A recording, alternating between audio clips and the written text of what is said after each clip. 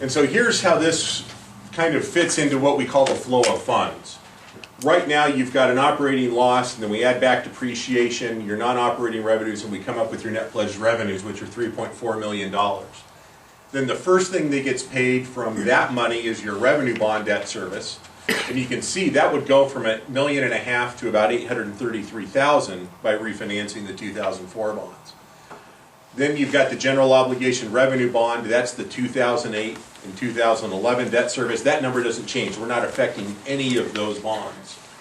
And so then you can see the remaining revenues go up, again, because we've moved the debt service out.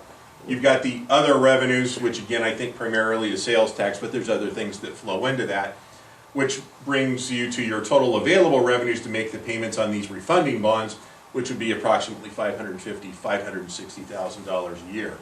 And so again, all we're doing is we're moving the payment from this revenue bond line down here, which means we don't have to have the 1.25 times coverage on it. We don't have to have a reserve fund on it. And those are better for you in terms of looking at rates. The one thing I'd mention here is that the medium-term financing, if you decide to go forward with this idea and utilize it, the authorization that we get from the Department of Taxation is good for 18 months. And so that's where the 2006 bonds can come into play. That call date is approximately 2 years from now. And so depending on where interest rates are over the next year and a half, it might make sense to refinance those bonds using this same type of transaction. It doesn't cost us any more to authorize $7 million versus $3 million or $9 million, whatever the number might be. And so it gives us flexibility by authorizing an amount of money under medium-term financing to refinance both issues. We will only issue the amount that we need in order to effect the refunding. And if I could just maybe mention that when we're talking about authorization, this is authorization by the state tax. Right, Department of Taxation. I see the benefits. Is there anything negative to this other than maybe there's excess funds that the board decide they need to spend somewhere? If the board had available resources to go and pay these off with cash, that certainly would be a better option. But that's a decision, because once you've spent that cash, it's very difficult to get it back. Clearly you've got to build it back up through rates, and that's, rates in the reduced debt service. But the reserve that we're talking about freeing up would not be available to use by the board. If we do this, it has to flow through to pay off the other bonds, so it's not something that would be available to use for other purposes. My question is, what's the negative? Is there a negative? The negatives really are interest rates could go down in the future, in which case we'd be able to save more money. We'd be able to borrow at 1.75 instead of 2.1. But the interesting thing about the refundings are that the savings are generated between the date you can pay off the bonds and the maturity date of the bond. And so as that time period gets shorter, you've got to have a bigger interest rate differential to generate the same amount of savings. So really, unless you believe that interest rates are going to continue to go down, the 5-year range, I've been seeing rates have got to go up for the last 3 years. Someday I will be right. I haven't been yet, but they keep moving around. But that's really, I think, probably the biggest negative. We've got a question from one of the citizens. Would you please stand up and state your name and where you're from? Robert Gaskovich, 300 Riverside Road. As I recall, about I used to come to these meetings, and 5 years ago, 4 years ago, the board was really upset about, as I recall, the conversation about, they had talked about issuing bonds, and then they want to cut it back, and the people that were in charge of the bond said you can't take it back, issuing a lower amount than what they had authorized. Do you remember that discussion? And I don't know if this is similar to what he's talking about, or is it something different, but there was a real lot of discussion, and the board was really upset that they had to take all these bonds that they authorized for, and then they didn't need it. I guess you guys weren't going to build a building, you weren't going to do a lot of things, and then they backed off, but they had to issue that amount of bonds. And I don't know if you could explain the difference. I think we're talking about that 11 million that was defeased. Right, in the 2008. I don't know if Go ahead. Wes, you want me to take a shot at it? My recollection of what happened in that situation is that we authorized And again, I remember what the It number was was. 23 something. $23 million worth of bonds. And we had the flexibility to issue whatever amount was wanted up to that amount. At the time the bonds were issued, so the time they were sold, the intent of the district was to proceed with all of the projects that had been discussed.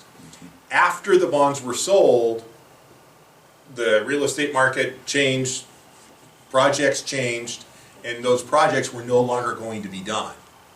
And so the bonds had already been issued, and that's really what created the reason for doing the defeasance. Had the bonds not been issued, then nothing would have happened. But it was because the bonds had been sold and closed, the district had the money, that we had to go through that defeasance process. So I think to answer Mr. Draskovich's question, this is a different process than what that was 5 or 6 years ago. And as I recall, they weren't allowed to buy them back either or something like that. Yeah, we couldn't turn, we said, let's just turn it back. We couldn't do it. I mean, everybody was really upset about it at the time. Especially this guy. And the reason, Yeah. and again, that gets back to this discussion about the call date. You can't, once bonds have been issued, you're not in a position to be able to pay them off early or refinance until you hit that date. In this instance, we're talking about, the date is there, it is something we can do, and so it's a totally different He answered arrangement. my question. I just remember there was a lot of discussion, everybody was really upset, and I just didn't know the difference. Ms. Alliston?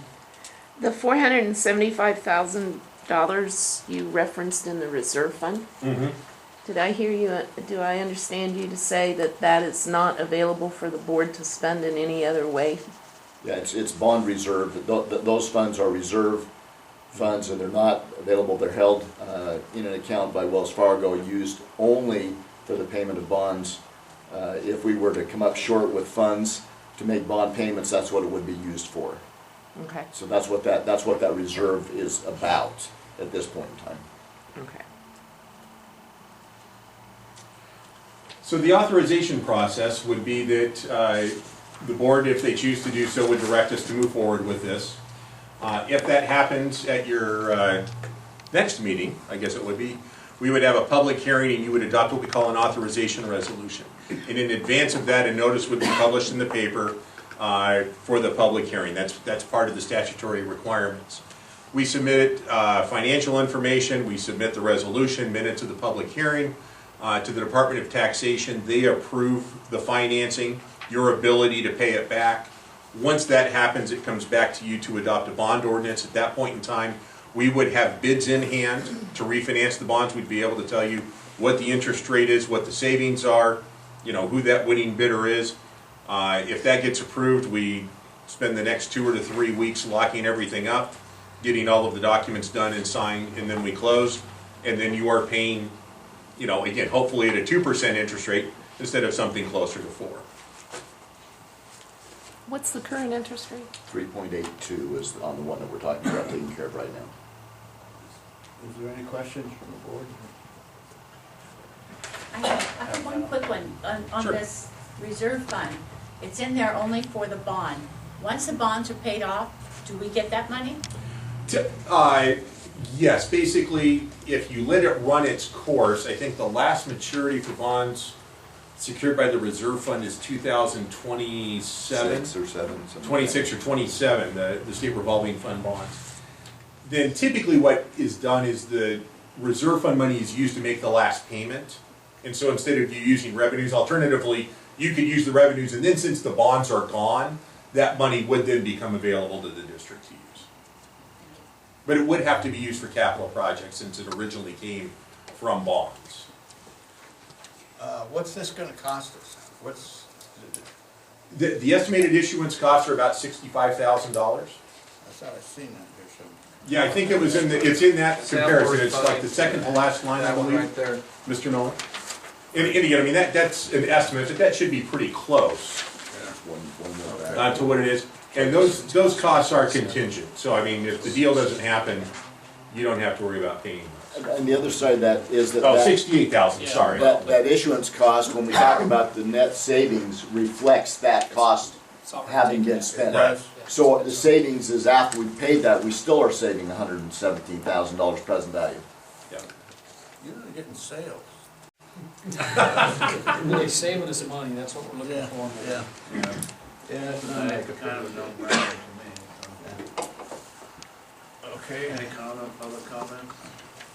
any other public comment out there? Okay, I'll ask for a motion. I make a motion that we move forward and have Direct West to have the bond posted for the next meeting, and the,